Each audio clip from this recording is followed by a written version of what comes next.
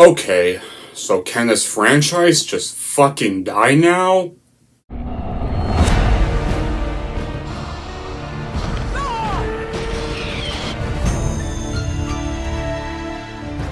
Those were up, and they did. We're smart, and my...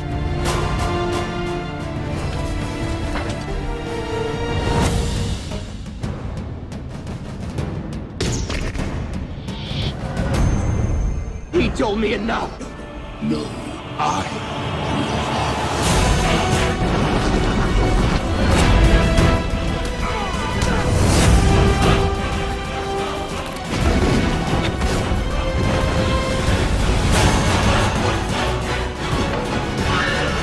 Here's Chuck.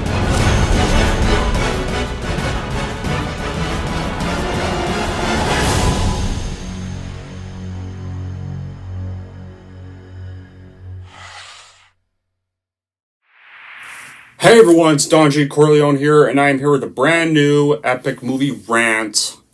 And this epic movie rant is going to be for a film that has come out this weekend. And it's the first new release I saw since Expendables 3. No, since Equalizer 3, I mean. But now I think about it, this is for a film from the Expendables franchise.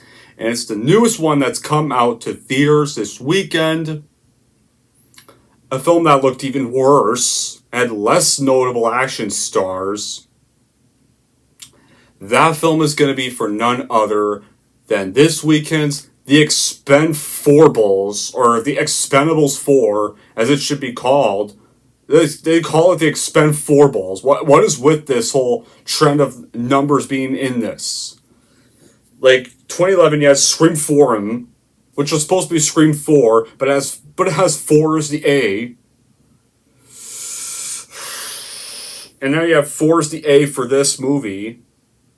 What the fuck is with this stupid trend? I don't get it. Can we just call it a 4 at the end of the actual title, not put a 4 in the middle of the title, please? What's the plot of this? Well, a new generation of stars join the world's top action stars for adrenaline-fueled adventure Expend4BLES, or Expendables 4. They reunited a team of elite mercenaries, and this time you got Jason Statham, Dolph Lundgren, Randy Couture, and Sylvester Stallone's the only Expendables back in this movie. This time they're joined by a bunch of some S and some bad ones, like 50 Cent Jackson. What's 50? Why is... Yeah, 50 Cent now. Megan Fox of all dumb idiot actresses. Tony Jaa, alright. Iko Uwais, Diego Scipio, Levi Tran, and Andy Garcia. The only ones that seem to really belong here as actual action stars are Andy Garcia and Tony Jaa. They're the only newcomers that are actually proper action stars. And armed with every weapon they could get their hands on, the skills to use them, the Expendables are the world's last line of defense and a team that gets called when all of their options are off the table. But new team members with new styles and tactics are going to give the new blood a whole new meaning.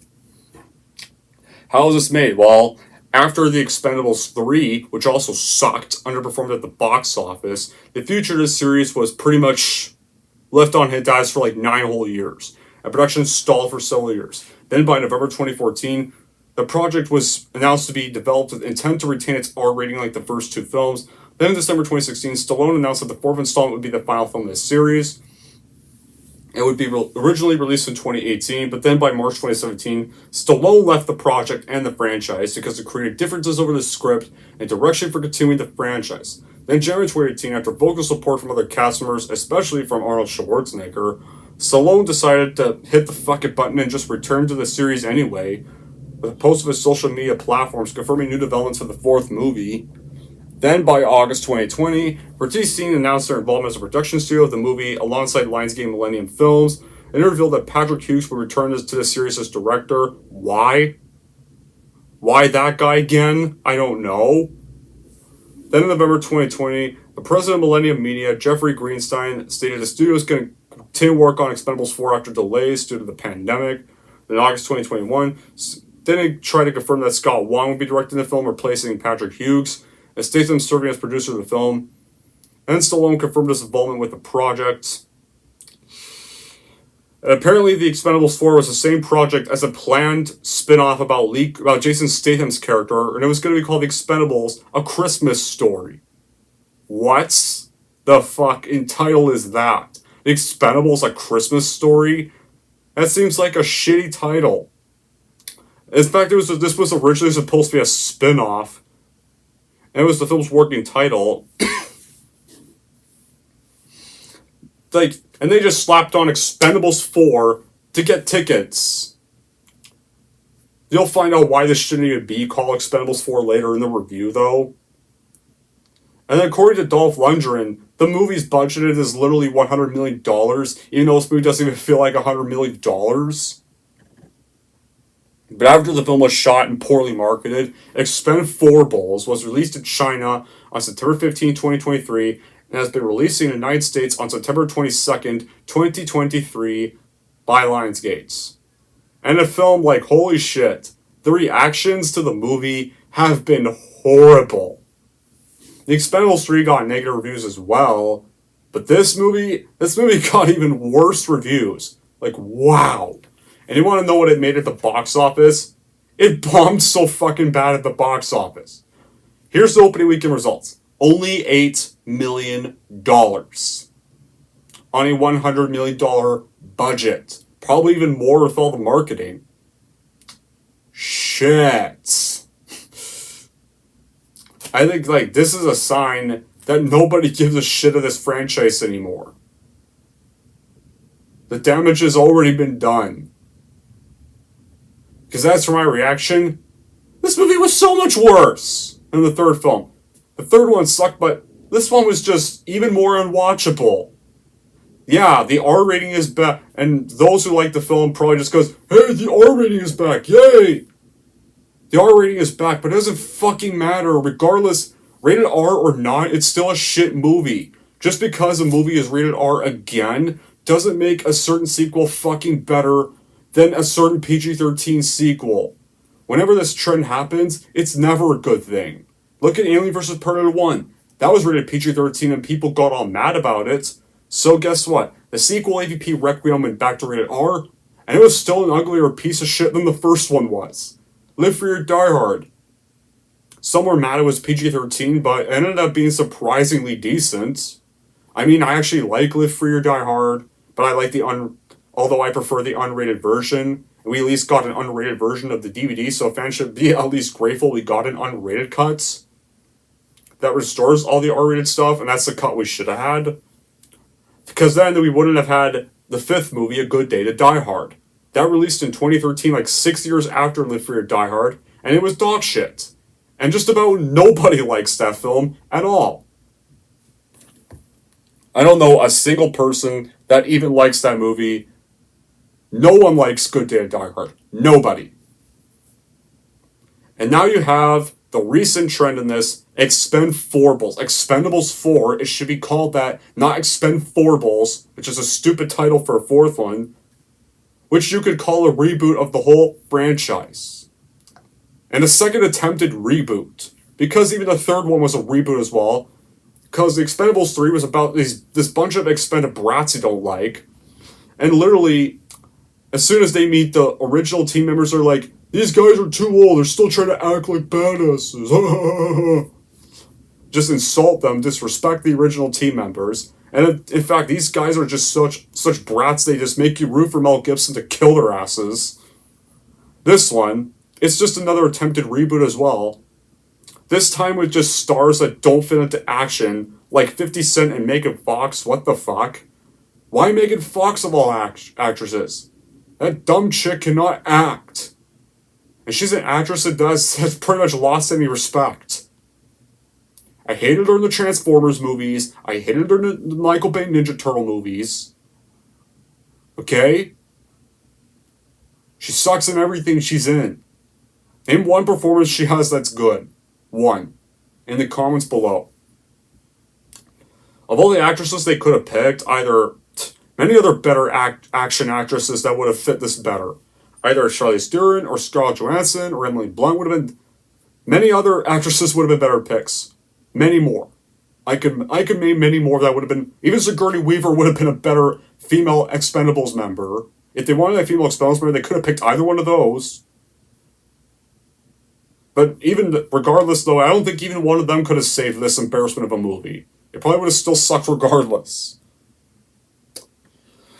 This movie just has, like, when it comes to the movie in general, remember the charm, cheese, and humor of the first two movies? This one has, like, no charm, no cheese, no humor, or flat delivery of most of the lines, just weak acting, and predictable entire plot of every 80s action B movie that would have been rejected. And some of the action scenes constantly keep shifting from a team of special ops to a single operative, made it feel stale. And just like every other action movie, it didn't allow for any character development of the new team members or villains. The CGI in this is so much worse than the other ones, and it made all the big events look cartoony. The camaraderie in between the stars is painful to watch, and now the end of this movie is just unbelievably bad. And then in the first one in the first two we've had some decent villains. The first one we had Eric Monroe, played by Monroe played by Eric Roberts, who was fine. Then in the second one you had Jean Valjean played by Jean-Claude Van Damme, who now Expendables 2 is not as good as the first one, but I think Jean Valjean is the best villain in this whole series, especially when you got Jean-Claude Van Damme and Stallone like literally being enemies. Two iconic action stars actually meeting face to face. And both being rivals. You got that awesome combo in Expendables 2. Then the third one, Mel Gibson. I hate the third one, but Mel Gibson. The reason why I don't hate the third one as much as this movie is because Mel Gibson was the best thing to come out of that movie. Okay, Mel Gibson was the only thing I liked about Expendables 3. And Antonio Banderas had some decent moments in Expendables 3. I mean, he thankfully wasn't nearly as wasted as just about every film he's in today, live action wise. And the thing is, the plot of Expendables 3 actually worked as a franchise finale. The thing is that the studio meddling, the PG-13, and the idiots that wanted a PG-13 ruined it. This movie had zero potential to be good. The fact your tagline is, they'll die when they're dead. That's a sign your movie's gonna suck. And the villain in this movie, the new villain in this one is Rant, who's played by Iko Uwais. He steals nuclear warheads from Libya, and the mission for our Expendables is to just stop him. But the mission goes south as expected, and events turn personally instantly so as to seek revenge. And Rant is working with the mysterious Ocelot. He wants World War III to happen, but nobody knows the identity of Ocelot. Now our Expendables thwart the plan of the baddies, and even reveal what Ocelot is forms the rest of the story. So, yeah, I think this is the worst. For those who think Expendables 3 is still the worst one, fine with that, but I think this is just the worst entry in the franchise. Even the previous installment looked better filmed than this. I kid you not. This one gets an R rating again. Has like a few bloody violence. It's not even violent like the first two movies is. None of the action scenes leave a mark. And it's a sad thing to say, especially when you have Tony Jaa in the movie from On Back. For the On Back movies is in this. The only really new action star that's even in this. And the writing is lame, and the screenplay is painfully boring, and the dialogues are just too bland. And you could tell most of these actors are just fed up of being in these movies. Even Stallone looks like he's just bored and fed up of this franchise. Yet he decided to make the film anyway. If you're bored of this franchise, cancel the movie. Really not that hard. I mean, then again, because Rambo 5 didn't do that great, decided, okay, I guess I gotta go make another Expendables movie.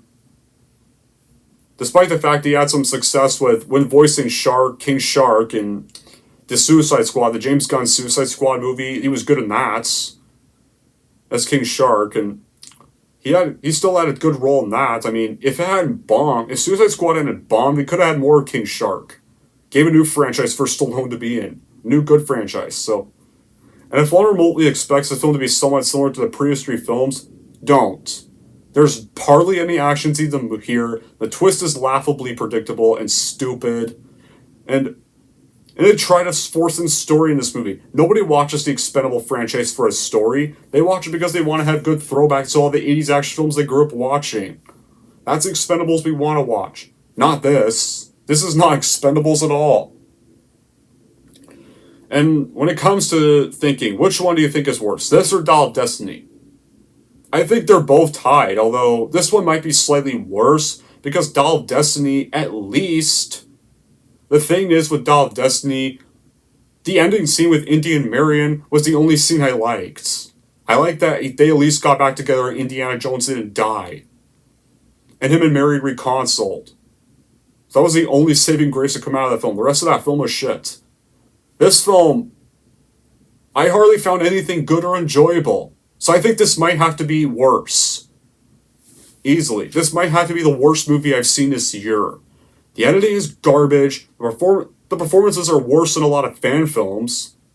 Like, the first scene literally depicts a terrorist who wants to kill some country's general. Without completing the action, the next scene immediately moves to Stallone and Statham fighting over a stupid ring they lost in a bet. But then they switch back to the terrorist action scene for some weird reason because this film's so badly edited. There's been examples that show the film lacks of basic editing and storytelling skills. And the worst part is definitely the ending where they do this stupid dumb twist that I'll get to in a little bit. And it actually makes Sly, and this movie, I kid you not guys, which I'll also get to later, it makes Sly's character look like an asshole. An irredeemable asshole, for that matter. The Expendables, like, this is just another Fast and Furious franchise now. It's just, now just awful. There's no heart in this. There's no good acting. There's no good script. So much unnecessary things and characters you just don't like here. Just everything expected. This movie was just done awful. Megan Fox just shows up. Megan Fox is in this movie for no consent. The bad guy in this movie just lasts like not even 2 minutes of fighting with Statham. And it didn't even create any suspense that leads to the fights. And 50 Cent just shows up in this movie without any background as well. Just kind of appears as this new black man who can shoot. In fact, 50 Cent in this movie, hey, remember Terry Crews from the first 3 movies? Well, 50 Cent's character is just literally a carbon wannabe copy of Terry Crews' character. Terry Crews is in this movie because because even he didn't want to come back for a 4th film. And it's because of something with Stallone's agent. Honestly, Cruz was the only smart one not even coming back for this garbage. And if you're able, and when it comes to the dialogue, it's hard to hear any dialogue in this movie over the din of rapidly firing guns, and you know there's not a spec worth of dialogue worth remembering. But there's of course macho male joking, often relating to sex.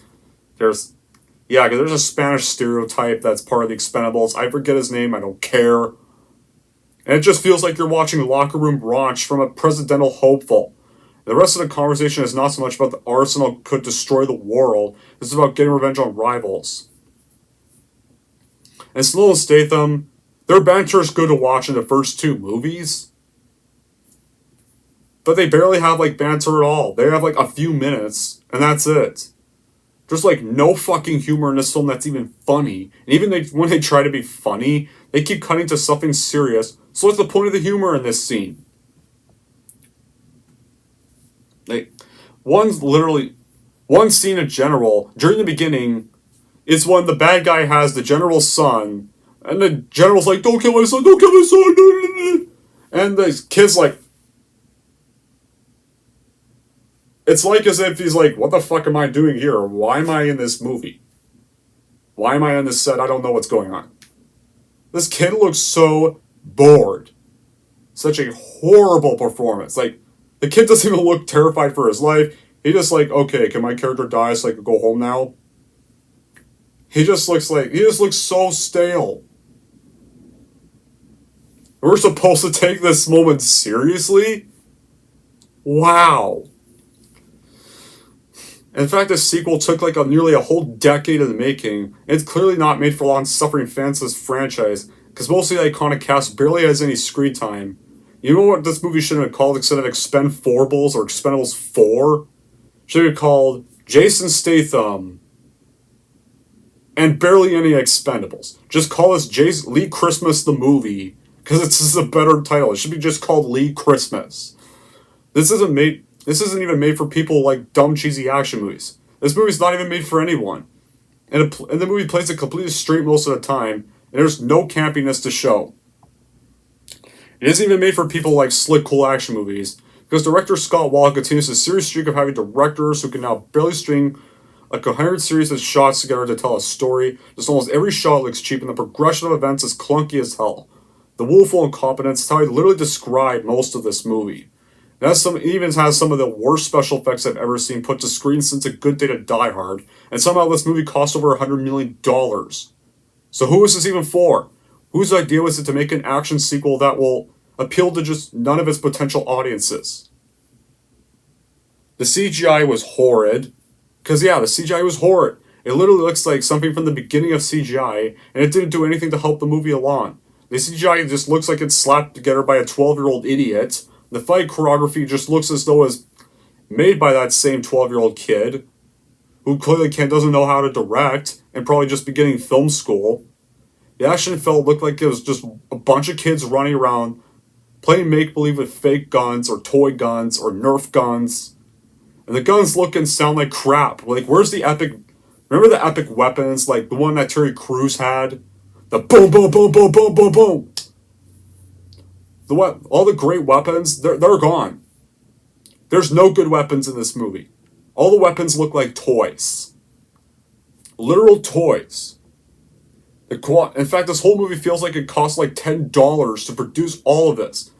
Because half the movie is just green screen. No, really. And almost all of it is obvious.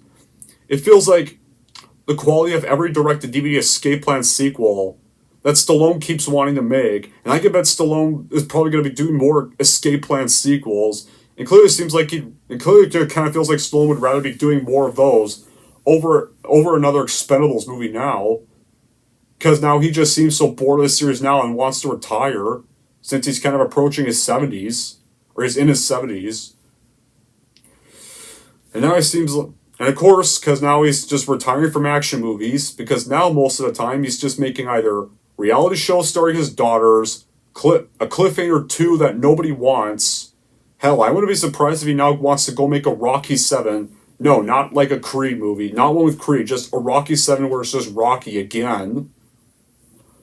Where he dies of his cancer that he got in Creed at the end of it. Or hell, I wouldn't be surprised if he probably goes and makes a Rambo 6. And what's next? What else would he probably do? Oh, don't tell me. Just a minute. We better not, I swear to God. If he goes and makes a Cobra 2, which I wouldn't be surprised,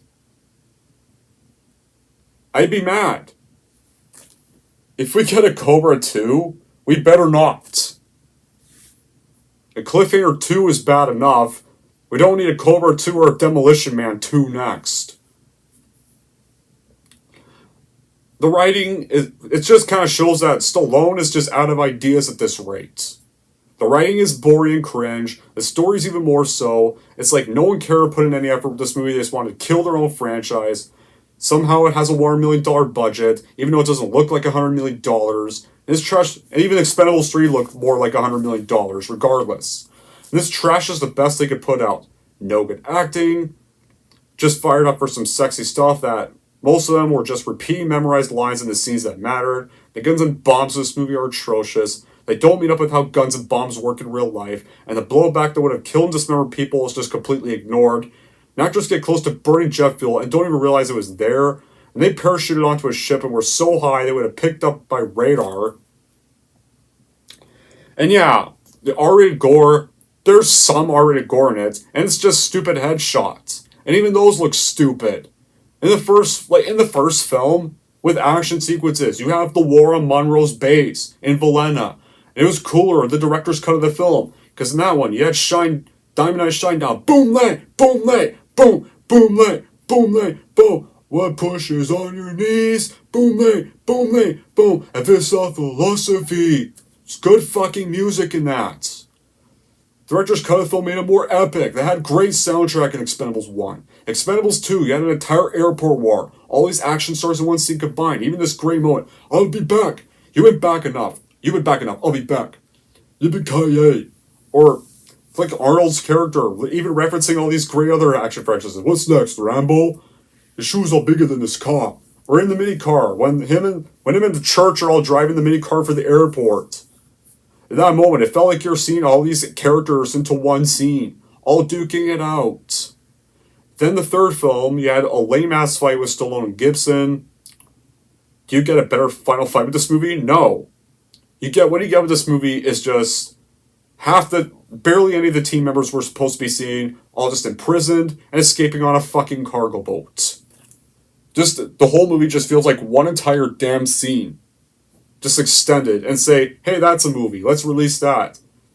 So yeah, the movie still, if you take out some headshots, the movie still feels PG-13. It's like with each movie in this series, they get tamer and tamer by the minute. For this movie, they clearly just wanted an R rating to get more money, with no value as to how R ratings work. Gahn's a talented writer, Stallone credited in the first two, and especially when he was the director of the first film. And not even the energy and creative contributions of Norris, Ford, Willis, and Lee here, they're all gone. No, they don't matter. I mean, Bruce Willis can't come back, he's retired.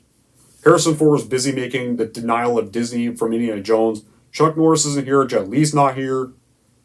The franchise just now goes to Statham. Even in this movie, his character hardly does shit till the last 2 minutes on that cargo boat. Most of the movie, either Statham's just arguing with Megan Fox's bitchy character, who's unlikable as fuck. The minute you meet her, she's so annoying, and you just want her to die. And he even punches a live streamer and tries to steal Tony Jaa's boat to pursue the cargo boat where his fake team is. Because after Barney's death, the whole team just basically throws Statham to the side and blame him for his death. Mainly that's Garcia's character, but it just makes the team bigger assholes. And the acting from other characters is stupid as well, because in the opening scene, Iko Uwais shoots his hostage's son, the son doesn't look scared, just dumbfounded of his situation, and really seems to care being in this movie, and just looks like he's just ready to get off set, and doesn't know what the hell is going on. And there's also another cringy-ass scene I should mention. During the team's time when they're in prison on the cargo boat, Randy Couture's character, Toll Road, actually says, hey, I've been holding my piss and I need to take a piss. Would you all look away, please? And we show him taking a fucking piss on camera in a corner, and the team's even watching him. He tells them to look away. Then, guess what? The team escapes through a little open area, which is right near the same area Couture was just taking his piss in. So now we have the team making pisses in old age on screen and going through areas where they just pissed in. Crawling through piss. Who does see any of that? Now that I mentioned Toll, him and Gunnar in this movie, once again, like the third film, you could take both of them out of this movie once again, and it would be nothing. Because much like the third, they keep making the OGs more and more useless with each sequel. Unlike the third, which is just a bunch of expended brats, this one's just discounted bargain bin imposters nobody likes or don't belong in action movies. Expendables is meant to be a throwback to old action movie Sly and Arnie's past with other action stars. Now it's just like Fast and Furious again, because Fast and Furious also had a sequel called Fast 10. And I didn't even see that because I don't give a shit. Problem is, instead of breeding directors who have the love for action genres of 80s and 90s, they're now breeding in new action directors that look like people that want to direct-to-DVD films. Simon West was the only good choice. The only other good choice. Him and Stallone were the only good directors in this whole series. Now we're getting rid of stars each movie, because in the second one, Mickey Rourke and Jet Li are gone. Jet Li's gone after their opening scene. Then Expendables 3, Cruise ends up in a hospital the whole film, and most of the actual team people are off screen. And then in 4, Terry Crews is like gone. Almost everybody's now gone. And now we're replaced with 50 Cent or Megan Fox is on the team instead of someone better. Like the 3 actresses I mentioned. There's plenty of female action stars better than Megan Fox. Oh, and you also have a discounted Spanish stereotype guy that's literally just an attempt at redoing Antonio Banderas' character from the third film. And you're literally saying is, You're probably just hating this movie because it's a modern action movie and the stars are too old. There's been action movies this year that are actually good, that I actually like. Movies I like this year, I like John Wick 4 this year. I loved Sisu, that's my favorite movie. Sisu's my favorite movie of this year. Hell, Equalizer 3 even. Equalizer 3 was a better action franchise finale, released in September as well, around the end of the summer Labor Day weekend. That was a better finale movie than Expendables 4. Denzel Washington's like near around his 70s, and he's way more of a badass today than Stallone is today. Same with Keanu Reeves. Keanu Reeves is even a better action actor nowadays than Stallone, who keeps making the same old 80s franchises that are dead. Keanu Reeves only really has John Wick, but even he's trying something else. Trying other things, even if they're not being successful, but well, both of these guys are approaching their 60s and 70s, and they're still better action stars now. Or hell, even now the Expendables themselves. Like Jason Statham still has some good films he's doing, at least. And Equalizer 3. Equalizer 3 also had better gore and felt more R-rated than Expendables 4. Way better gore. There wasn't as much gore as like the first film, but there was still actual gore. It still actually felt rated R. How does the finale of this movie go? Well, we all know Barney dies. Christmas gets kicked out of his own team and gets blamed for his death because his team decided to be assholes. Then he gets fired for punching a live streamer. Then he steals Tony Jaa's boat. The Expendables get imprisoned. Toll Road takes a fucking piss that we don't need to see.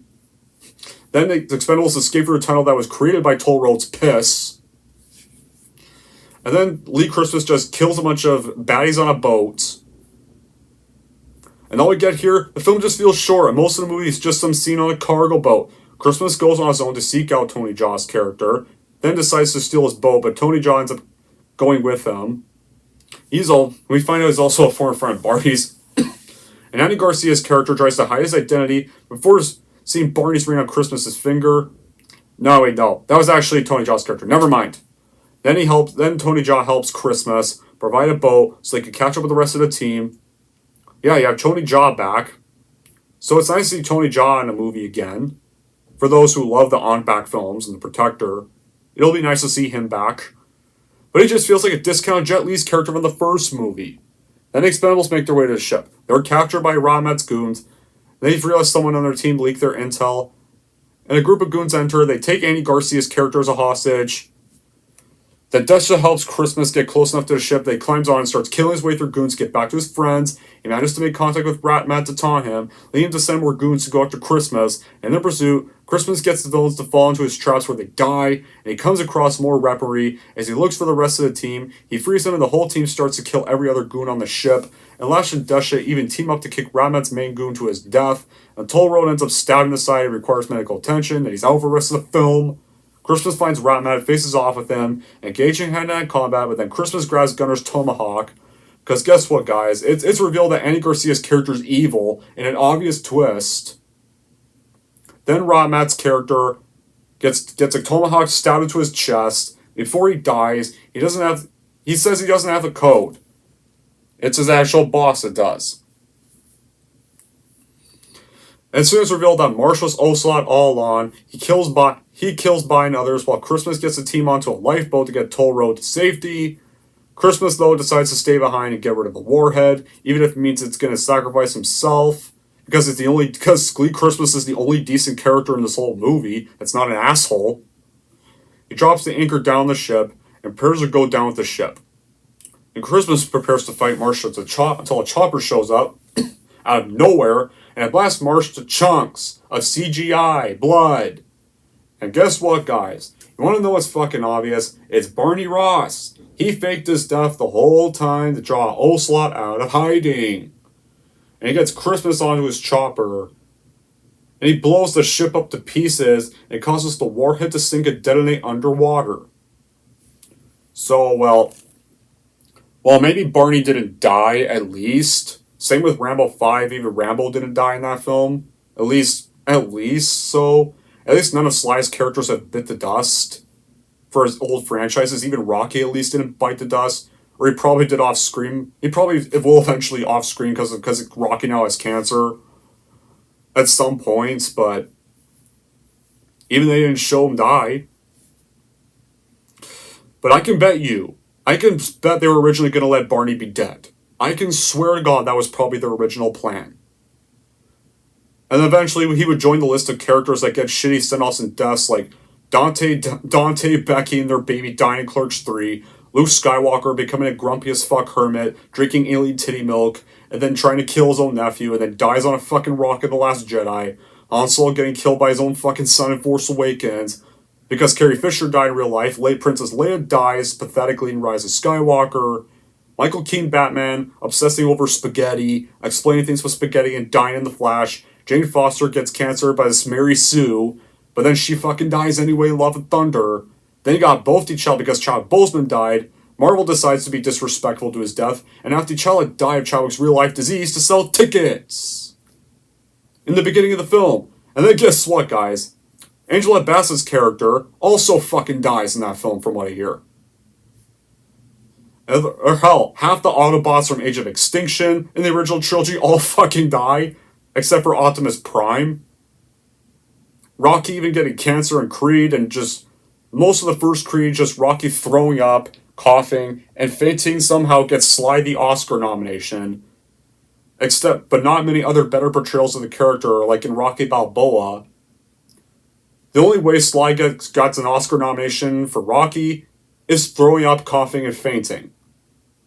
That's what's considered Oscar-worthy to the Oscars. That's it. I'm a loss for words. Then the team returns home, they celebrate Barney's return, and Christmas and Fox's character just try to get together. Fuck that shit. No, dump that idiot because the chick was an asshole to you. As it told Road and Lash.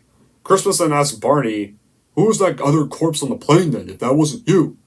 And Barney says, oh, that was Jumbo Shrimp, the guy who stole my ring. And the two laugh about this. They laugh that Barney Ross killed a dude. So in a way, because Barney Ross just murdered a guy to fake his death. Wow. So now Barney Ross is a murdering asshole psychopath and villain and now looks like the real villain of this series because he just murdered a man to be able to set his plan in motion in his final appearance because Sly's going to quit the series and hand it over to Jason Statham, which I can bet no more are going to happen because this movie has bombed on its opening weekend, so don't count a 5 happening anytime soon. Now I can just say fuck Barney Ross. I now hate this fucking character. They did the same thing with Luke Skywalker in The Last Jedi and John McClane in their own shitty new send-off sequels. They became assholes who were fine with literally letting murder happen. Except I don't call that Luke Skywalker, I call that Jake Skywalker. Even Mark Hamill hates that version of Luke as much as we all do. And then the credits begin with literally reusing the Boys Are Back in Town song from the first Expendables movie. For those who rarely think this is better than the equally shitty third film, explain why. Is it because the movie's rated R again? Because you were happy to see the team again? Wouldn't it have been better to see these stars together in an actually good movie? There's plenty of better new action stars they could have had to play the new recruits. Like Brad Pitt, David Harbour, Bob Odenkirk, Charlotte Copley, any of the female action stars I mentioned earlier. Bryan Cranston. Plenty of action stars that actually would have worked. No, instead we get discount bargain ones like 50 Cent, Megan Fox. Tony Jaa actually is the only one that's actually decent to see again. The only one that actually counts as an actual action veteran. And that's it. Half the guys I mentioned would have been better than 50 Cent, some Antonio Banderas imposter wannabe, and Megan Fox. Would there be any good qualities? Well, it's just, the only good quality I could think of was Jason Statham's performance. He did the best with what he was given, but he hardly does nothing this whole movie. There's also one good scene where Gunnar snaps at 50 Cent's character and says that Barney is not worthless when they think he's dead, because 50 Cent's character thinks Barney's worthless. Then again, that was probably just to get Dolph Lundgren something to do because he doesn't do shit the whole movie. Except just be there. Another great thing, this movie bombed at the box office this weekend. So hopefully that means we'll never get a fifth of this franchise and this franchise can just go away. And even if we did, what would it be about? The Expendables in wheelchairs on life support chairs, bombing a fucking cruise ship, or riding off a fucking Empire State Building with them? As if they're fighting in their wheelchairs? Whatever. The series just needs to be dead. No more of the Expendables sequels. Just slide. Just retire. You just need to retire at this rate. Okay? Your career's done. Just no more Escape Plan sequels, no Cliffhanger 2s, no Daughter reality shows, no Rocky 7s, no Rambo 6s. Even if they do get planned, don't even think about doing any Cobra 2s or Demolition Man 2s next. Same goes for Vin Diesel. Your careers are done. You both just need to retire. You both just need to be done with Hollywood.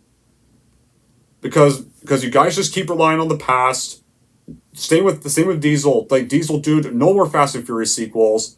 No more Expendables sequels. No more constantly dead franchises that just need to die. Both these franchises just need to go away. I'm done with these shitty sequels. So in short, the EXPEND4BLES, or the Expendables 4, because it's fucking called EXPEND4BLES, not Expendables 4, is horseshit. In the end, Expendables 4 should never be watched by anybody, unless you just want another Die Hard 5 or AVP Requiem scenario added to the list. I'm honestly just going to stick to the first two, and that's where it fucking stops. Expendables 2 is the ending. That's it. Because this just felt like, you could literally call this either the AVP Requiem or Die Hard 5 of the 2020s. It felt like watching those two movies again. Anyways, that's it for my epic rant on EXPEND4BLES. If you want to kind of go rank EXPEND4BLES, here's how I'm going to rank this movie. So overall, if you enjoy these stars and are excited to see their R-rated return, sorry, but this is not worth it, because it's a horseshit return with barely any gore at all. And if you're wondering how I'm going to give Expendables 4, I'm going to give Expendables 4 a 2 out of 10. There we go. That's it for my epic rant on EXPEND4BLES. Thank God. And, Next week, we're having yet another franchise sequel coming out. And it's a horror franchise this time, because September's already quickly coming to an end. And some good news happened. The WGA finally reached a tentative deal. So hopefully now this deal can also, I have never read much of this deal, but I just heard they reached a tentative deal. So strikes at least finally coming to an end, and some late night shows can come back without getting backlash. I know that Drew Barrymore and Bill Maher tried to bring back their shows, and they just got shit from people for doing so. Now it seems like they're going to finally be able to do their shows now. Now that some stuff can come back, not everything can come back. Guys, I mean, the actors still can't promote their films. They still can't be in their films. They're still on strike. But hopefully the tentative deal can go to the SCG now. And hopefully it can meet their demands now. Right? But till then, guys, that'll be it for this epic rant. Thank y'all for watching. If you like this, want to see more, don't forget to like, subscribe to Don G. Corleone.